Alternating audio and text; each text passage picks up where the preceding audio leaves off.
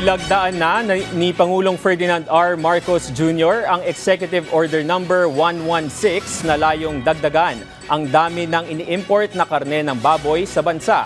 Ito'y para mabilis na matugunan ang posibleng kakulangan sa supply at ma-stabilize ang presyo sa merkado.